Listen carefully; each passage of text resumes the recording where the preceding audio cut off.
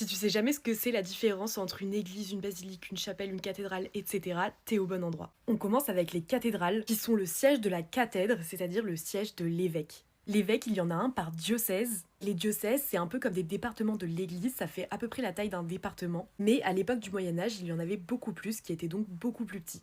C'est pour ça qu'on trouve autant de cathédrales en France, il y en a 180. Et d'ailleurs, certaines sont toutes petites parce qu'il y avait de tout petits diocèses. Donc par tradition, on appelle encore beaucoup de ces églises cathédrales, mais énormément d'entre elles ne sont plus des cathédrales puisqu'il n'y a plus d'évêques. Dans les cathédrales, vous trouverez aussi très souvent ces stalles parce qu'il y avait des collèges de chanoines qui priaient avec l'évêque. Et en parlant de chanoines, il y a justement les collégiales qui accueillent les collèges de chanoines. Sauf que dans les collégiales, il n'y a pas d'évêque, donc les chanoines, ce sont ceux qui prient plusieurs fois par jour pour le diocèse, mais dans les collégiales, ils le font sans évêque. Sauf que depuis la Révolution, il y a de moins en moins de chanoines, donc en réalité, beaucoup de collégiales n'ont plus non plus de chanoines. Ce sont donc devenus des églises paroissiales. Les églises paroissiales, c'est la plupart des églises dans lesquelles vous allez. Elles ont en commun de pouvoir faire les sacrements, d'avoir généralement un cimetière à côté, et surtout d'accueillir la messe tous les dimanches. Vous l'aurez compris, église, c'est le terme générique pour tous ces monuments catholiques. Ensuite, il y a les abbayes où se trouve l'abbé avec des moines et c'est un lieu collectif où on trouve donc des réfectoires, des chambres et des lieux communs. Dans les abbayes, il y a également une église qu'on appelle église abbatiale. Par exemple, Mont-Saint-Michel est une abbaye et l'église du Mont-Saint-Michel est une abbatiale. Dans le même style que les abbayes, on a les monastères qui sont donc comme des abbayes mais sans abbé cette fois.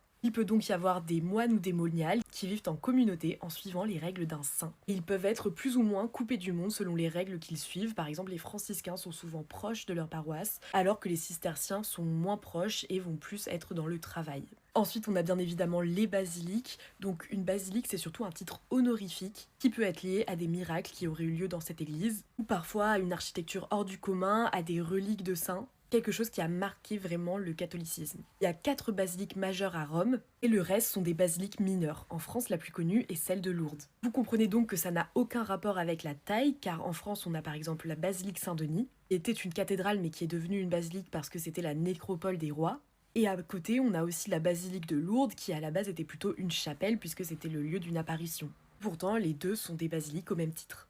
En parlant de chapelle, finissons avec ces tout petits édifices. Ici, on ne peut pas célébrer tous les sacrements et surtout, ça n'a pas vocation à être paroissial. C'est-à-dire que ça n'a pas vocation à attirer beaucoup de personnes et il n'y a qu'un petit nombre de personnes qui peuvent aller dans une chapelle. Elles peuvent être indépendantes ou intégrées. Quand elles sont intégrées, c'est généralement à un château ou à une église. Et vous regarderez souvent dans les très grandes églises comme des cathédrales, on peut trouver sur le côté des petites chapelles. Voilà, pour aujourd'hui, maintenant vous savez tout sur les différents types de monuments religieux.